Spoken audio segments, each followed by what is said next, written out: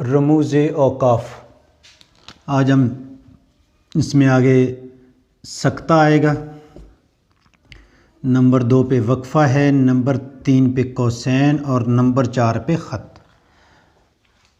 इन चारों इलामतों के मिसालों के साथ आज हम इसको पढ़ेंगे। रमूज़ औक़ाफ़। नंबर 1 सक्ता।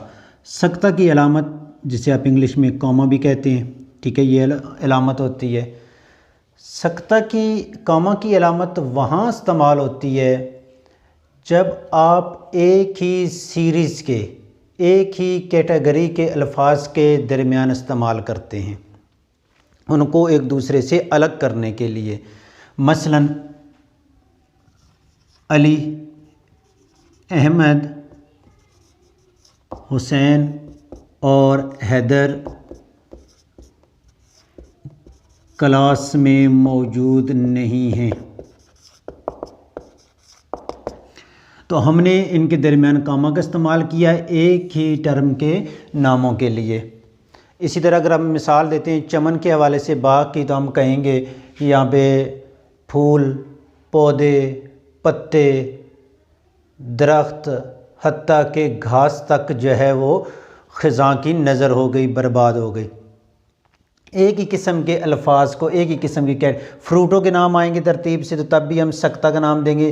सेब है, केला, माल्टे और अमरूद लेकर आए, तो उसके दरमियान में क्या है, उसी कैटेगरी के अल्फाज को अलग करने के लिए उनके दरमियान में सक्ता की अलामत इस्तेमाल की जाती है।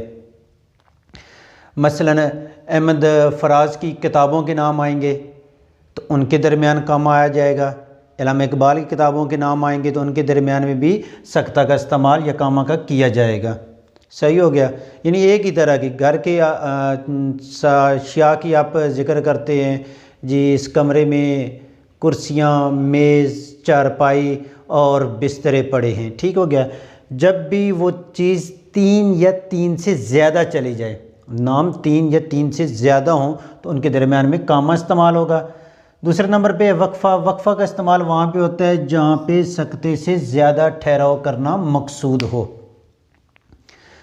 मसलन जुमला बोला जाता है कि तुम आओगे तो खुशी होगी, यहाँ पे आएगा वक्फ़ा की अलामत तवील जुमलों को अलग करने के लिए। तुम आओगे तो खुशी होगी, न आओगे तो सब्र कर लेंगे। एक ही उसके तवील जुमलों को अलग करने के लिए। उन जुमलों में भी वक्फ़ा का इस्तेमाल होता है जिन जुमलों में हालांकि अगरचे लिहाजा का इस्तेमाल आए, वो भी ताकि जहन को क्लियर करने के लिए कि आगे जो बात है मुकम्मल तवील जुमला हो गया है, उसको समझने के लिए भी वक्फ़ा का इस्तेमाल किया जाता है। यानी जब जुमले के लंबे अज्जा आ जाएंगे तो उनको एक्सप्लेन करने के लिए उनके दरमियान में वक्फ़ा की अलामत आ जाएगी।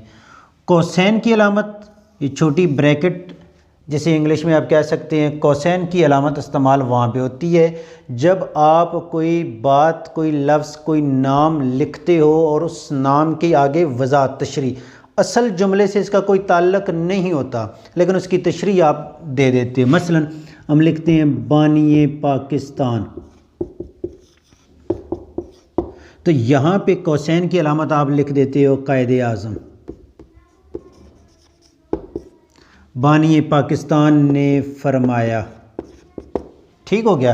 यानी बानी पाकिस्तान ने फरमाया, तो इसकी वज़ाहत जो तशरीह मकसूद होती है उसे आप कौसैन में लिख देते हो। मसलन हम पढ़ते हैं कि वज़ीर दाखिला,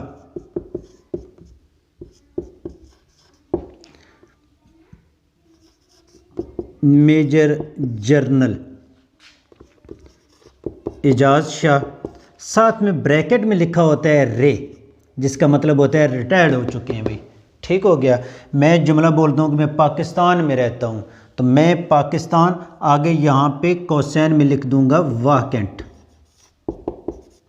मैं पाकिस्तान वैकेंट में रहता हूँ। आप कोई बात करते हो, उसकी आगे उसी चीज़ की अल्फाज की वज़ाहत के लिए आप कौसैन का इस्तेमाल किया जाता है, ठीक हो गया।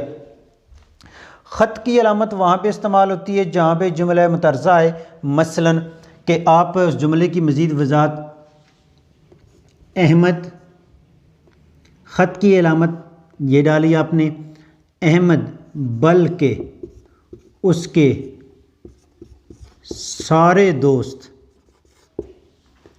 फिर जुमला मुतरज़ा ज़हीन तलबा हैं। ठीक हो गया। जुमला मुतरज़ा का इस्तेमाल वहाँ पे होता है जब आप उस जुमले की अहमद बल्कि उसके सारे दोस्त ज़हीन तलबा हैं उसकी वज़ाहत के लिए ये जुमला इसका ख़त की अलामत इस्तेमाल की जाती है। तो ये था आज का हमारा टॉपिक सख्ता, जहाँ पे आप एक ही कैटेगरी के सीरीज़ के नामों को अलग करने के लिए सख्ता का इस्तेमाल करते हैं। वक्फ़ा तवील जुमलों में इस्तेमाल होता है और उन तवील जुमलों के अज्जा को अलग करने के लिए वक्फ़ा मकसूद होता है। वहाँ पे वक्फ़ा की अलामत या उस जुमले में जहाँ पे आपने सख्ता से ज़्यादा क़याम करना होता है, ठहरना होता है, कौसैन। जब आप किसी जुमले में किसी लफ्ज़ की वजाहत मकसूद हो तो उसे कौसैन में लिखते हैं। जैसे ये यहाँ पे मौजूद है, बानी पाकिस्तान क़ायद-ए-आज़म आ गया, वज़ीर दाखिला रिटायर्ड, ठीक हो गया। रेक अल्फाज और ख़त की अलामत जुमला मुतरज़ा, जब आप जुमले की मज़ीद वजाहत मकसूद होती है तफसील से तो आप अपने इस जुमले को अधूरा छोड़ के अगले दूसरे जुमले की बात करते हैं, फिर उसके एंड पे जाके जुमला मुतरज़ा यहाँ तक मुकम्मल होता है तो उसकी वजाहत मकसूद होती है ख़त में।